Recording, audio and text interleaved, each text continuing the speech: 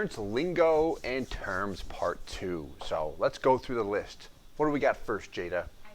IPF. That is short for Index Participation Feature. What this revolves around is a whole life insurance policy that is a dividend paying whole life. But as an alternative, I can elect to have some of my money tied to the index strategy,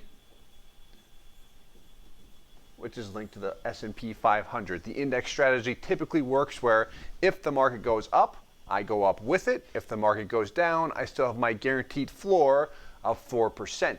And I would refer you to our indexed whole life feature for more details on that. What do we got next? OYT. I like that. So OYT, which you see on almost all of our illustrations, in one way or another, depending on the company, stands for 1 year term.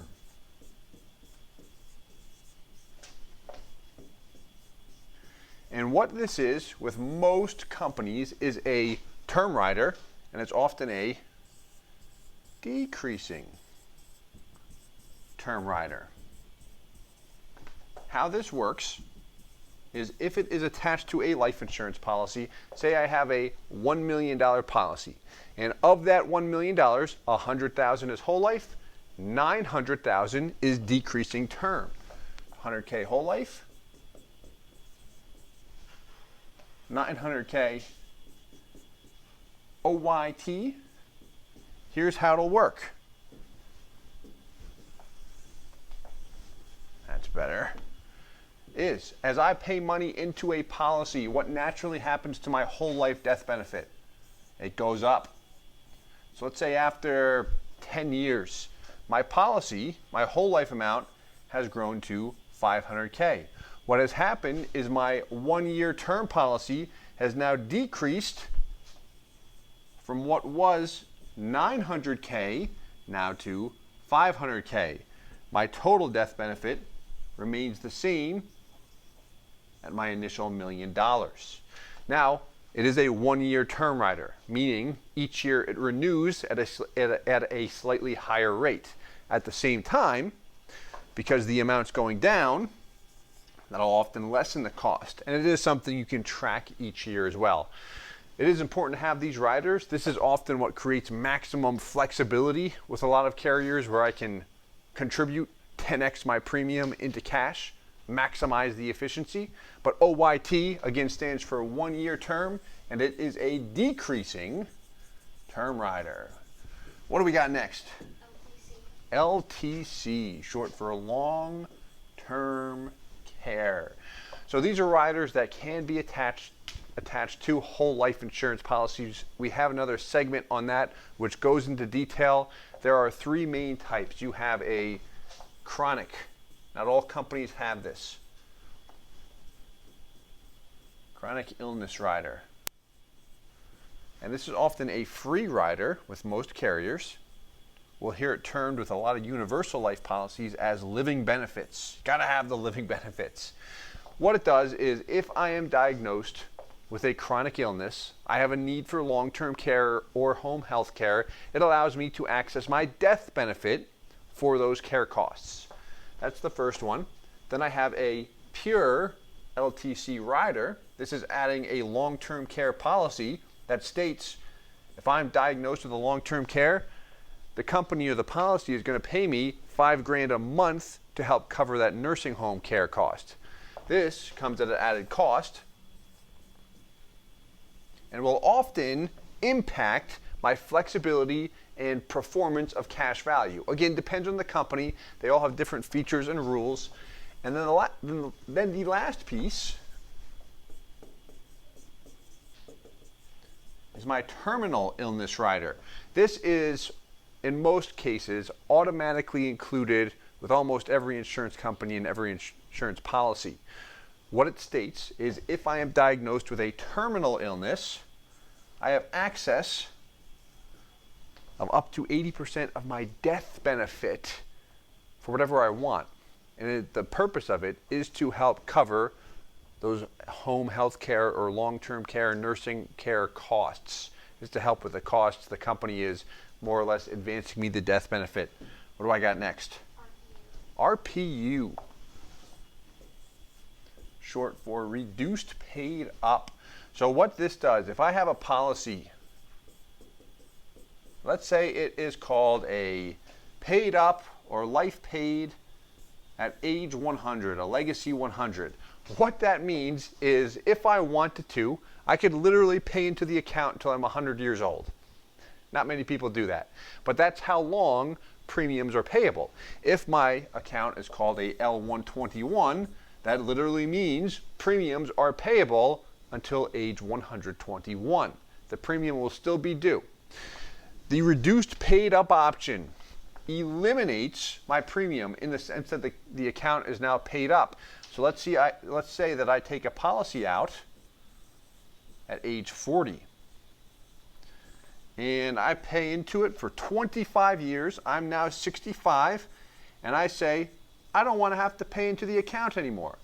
I want to start taking income from it. I just don't want to pay in, and there's no chance I want to resume payments down the road. So I don't want to have my dividends and interest pay the account for me. The RPU, let's say my premium was $5,000 a year. If I exercise the RPU, that's going to eliminate my premium. My cash value will continue to grow, but I don't have a premium due. So now my dividends and interest do not need to pay a premium. Instead, they can come back to cash. This is also an after-the-fact change. It is not something I have to state when I first start a policy. I can always make this adjustment after the fact. What do we got next? Dividends. Dividends? Well, this is my favorite.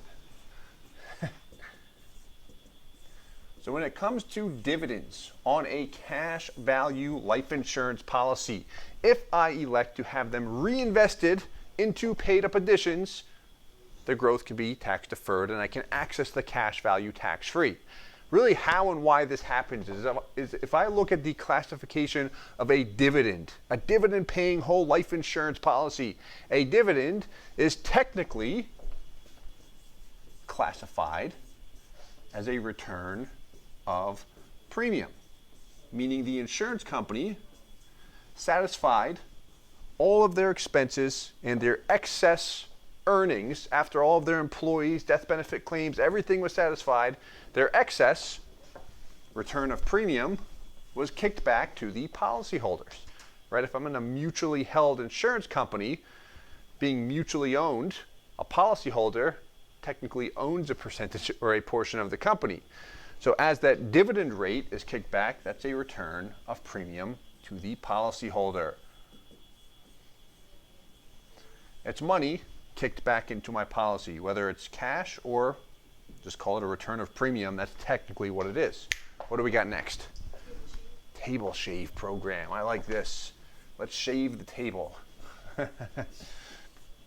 So, if I have a life insurance policy, I want to put X amount of dollars in per year, and I have a health issue. Something comes up, and I am rated, meaning I've got my basic health classes. I have ultra or super preferred. I have preferred. Then I have standard. Then I have rated. And you'll see typically classes 1 through 16. What this means is if I have a table rating, and instead of 1, 2, 3, 4, you might see A, B, C, D all the way through class 16. If I have a policy and I am rated, what that means is the insurance company feels that I am a higher risk and therefore my insurance expenses, my premium is going to be higher. The issue with this, especially if I'm interested in the cash value, is it's going to drag on my cash performance. If I'm interested in the death benefit, I'm going to pay more for the death benefit. Now the table shave program, not all companies offer this, some do.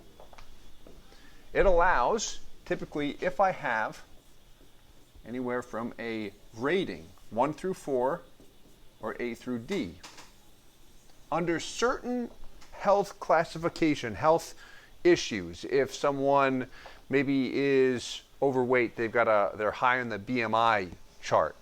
Maybe they have diabetes and they're only on pills. The insurance company looks at it and says, okay, here's why we rated them.